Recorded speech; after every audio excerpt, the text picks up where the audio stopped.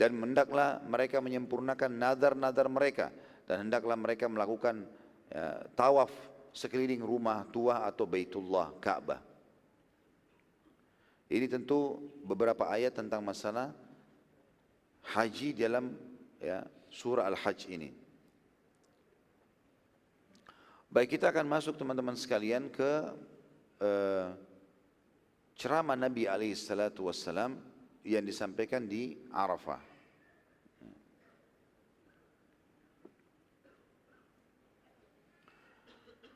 Nabi SAW berdiri di wilayah namanya Namirah, dan sekarang dibangun masjid. Kemudian beliau SAW mulai berbicara dan berkhutbah. Saya langsung terjemahkan saja kata beliau karena ini panjang sekali. Segala puji bagi Allah, kami memujinya, kami memohon ampun dan bertaubat padanya, kami meminta tolong kepadanya, kami berlindung kepadanya dari segala keburukan diri kami serta dosa-dosa yang kami lakukan.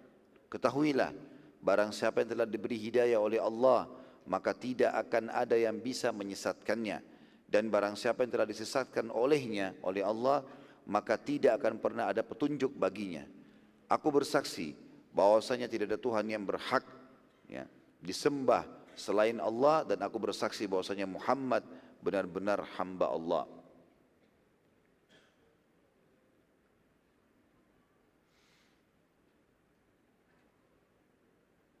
Kata Nabi SAW selanjutnya setelah tahmid dan salawat, aku mewasiatkan kepada kalian wahai hamba-hamba Allah agar bertakwa kepada Allah, dan aku menganjurkan kalian agar selalu taat kepadanya.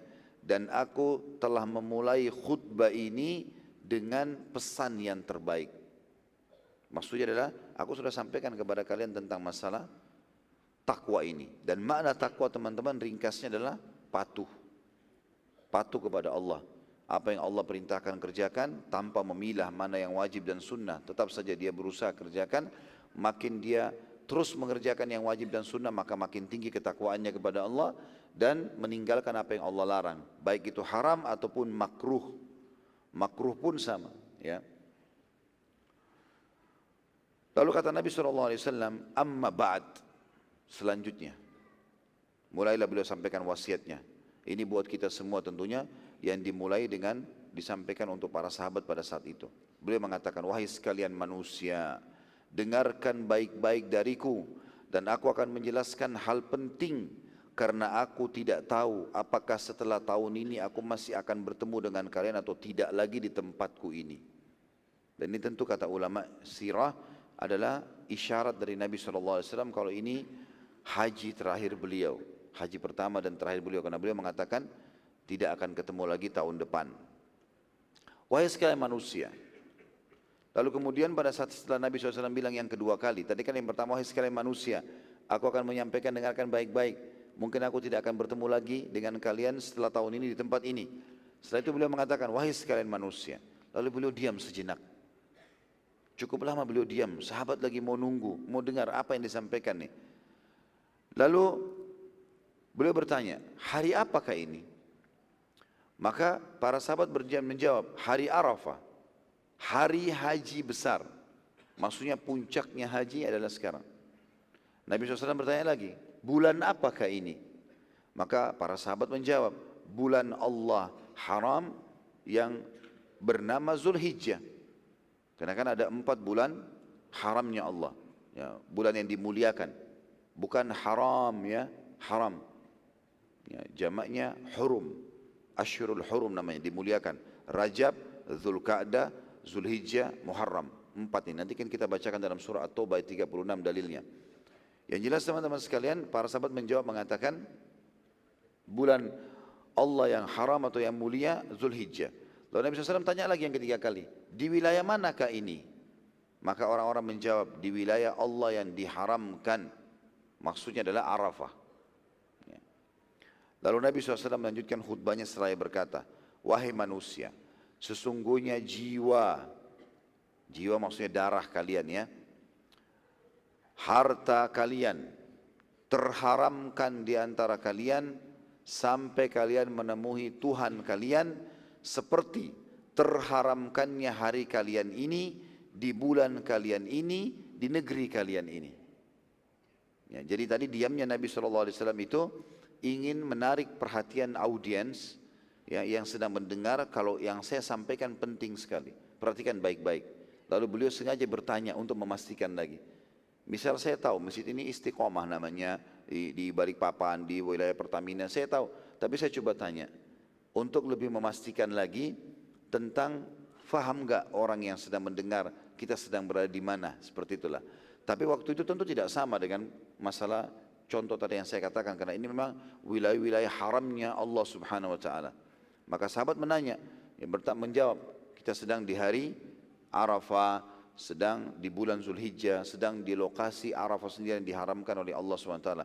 Dan di situ tidak boleh orang sama sekali buat dosa. Berbuat dosa di wilayah haram akan dilipat gandakan hukuman-hukumannya, berat ya. Sebagaimana kalau berbuat ibadah juga kita sudah tahu, sholat di Masjid Haram Mekah 100.000 kan gitu. Sedekah di sana sama dengan 100.000 dan ini pahalanya besar sekali. Hasan Basri mengatakan rahimahullah, 1 dirham yang dikeluarkan di Mekah sama dengan 100.000 dirham. Ya. Jadi kalau kita keluarkan 1 juta rupiah di Indonesia, lalu kita keluarkan 1 juta rupiah di Mekah, di wilayah haram, itu sama dengan 100.000 juta. Ya. Berapa miliar itu? 100 miliar. Jadi luar biasa pahalanya. Tapi kalau buat dosa juga begitu. Buat dosa juga berlipat-lipat. Maka Nabi SAW mengingatkan di sini agar setiap muslim menghormati muslim yang lain. Dan ingat kata Nabi SAW, darah di antara kalian. Gak boleh main tonjok, main ini segala macam, berdarahin orang. Ya. Harta kalian, kehormatan kalian, nama baiknya, harta tidak boleh ditipu dengan cara apapun.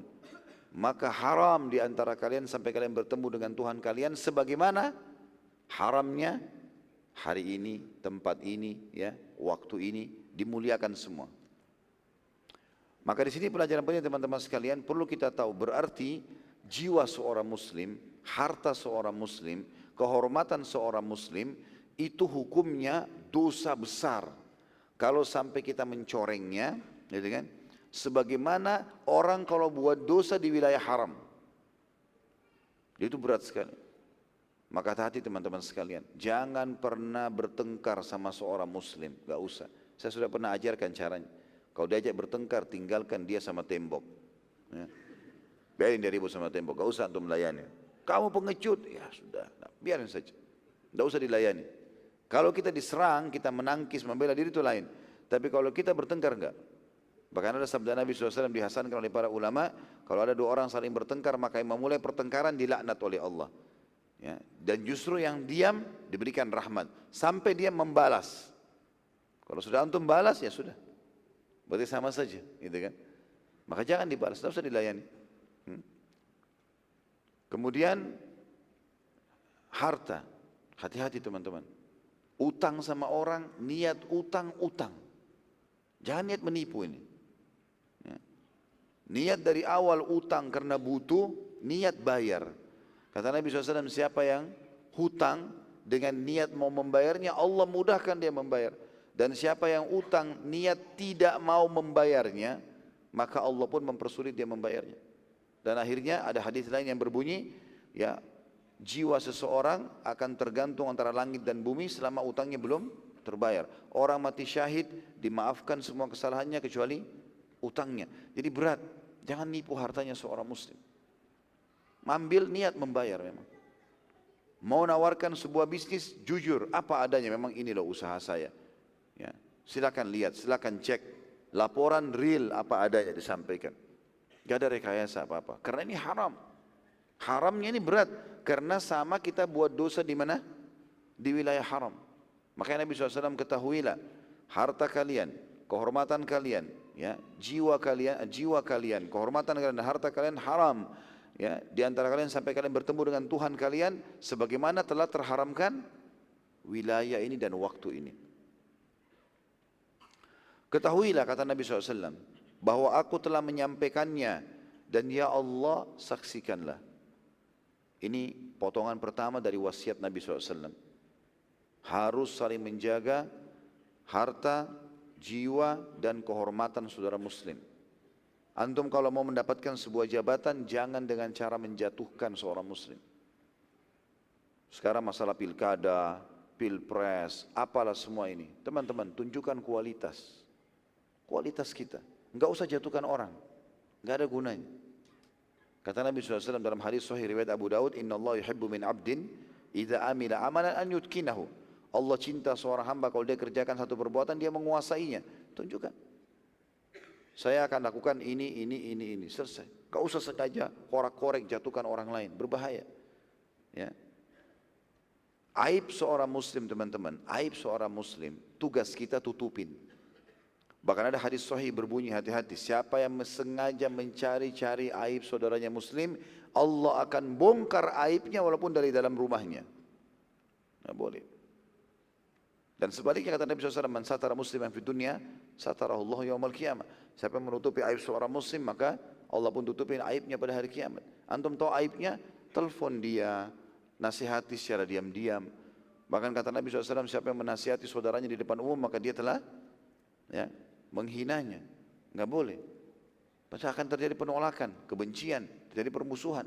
Kalau niat karena Allah di belakang, bukan diekspos sana sini, gitu kan?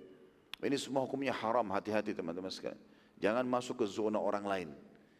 Apa yang terlihat depan mata antum, kalau terlihat betul-betul kebaikan, dukung. Kalau salah, ingatkan. Kalau tidak kelihatan, jangan dicampuri. Enggak usah sengaja intip rumahnya tetangga. Dia pakai gorden apa, kenapa dia ganti AC, kulkasnya ganti atau tidak. Bukan urusan antum itu. Tetangga beli AC dia yang kedinginan. Lalu wasiat Nabi SAW selanjutnya, ketahuilah.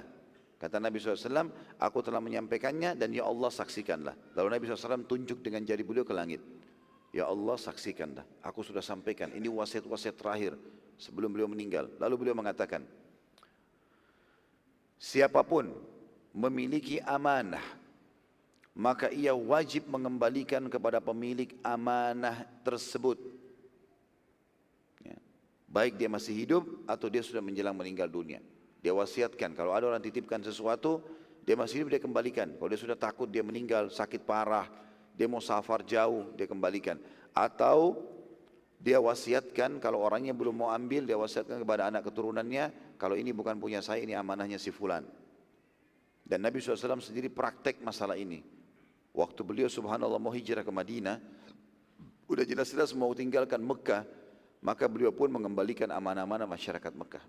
Gak ada yang tertinggal. Sampai sudah tidak ada, baru beliau hijrah ke Madinah. Bayangkan saking detailnya masalah itu. Dan Nabi SAW sama sekali tidak pernah mau mengkhianati atau mengambil sesuatu, apalagi mendukung orang lain. Kalau masih ingat di perang Khaybar, pernah ada satu pengembala dombanya Yahudi yang keluar, kemudian masuk Islam di tangan Nabi SAW. Lalu dia mengatakan, ya Rasulullah, ini domba-domba punyanya Yahudi, bagaimana? Kata Nabi SAW, kembalikan. Itu di medan perang, kembalikan. Kecuali kalau kita lagi berperang, mereka kalah, dalam peperangan ini, itu hak kita. Tapi tidak boleh kita main ambil orang punya. Walaupun orang kafir ini. Ya, antum kerja di tempat-tempat orang non-muslim, bukan berarti non-muslim baru kita sengaja boleh menghalalkan apa yang hak dia, nggak boleh. Tetap haram teman-teman sekalian. Ya. Maka Nabi SAW bilang kembalikan. Maka sahabat itu berkata, ya Rasulullah, kalau saya kembali saya akan dibunuh oleh Yahudi. Kata Nabi SAW, lepaskan saja, maka dia akan kembali sendiri.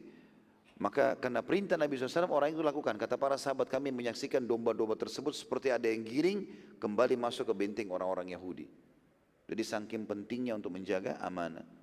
Ya, bahkan dalam hadis kata Nabi SAW, tidak ada iman seseorang yang tidak ada amanahnya. Amanah. Apapun benda dititipkan teman-teman, saya titip ya, maka amanah. Sama juga sebagian ulama masukkan dalam masalah ini perkataan. Saya akan cerita, tapi jangan cerita orang lain ya. Sering nggak begitu? Baik. Antum bilang iya, hati-hati, amanah. Jangan antum bilang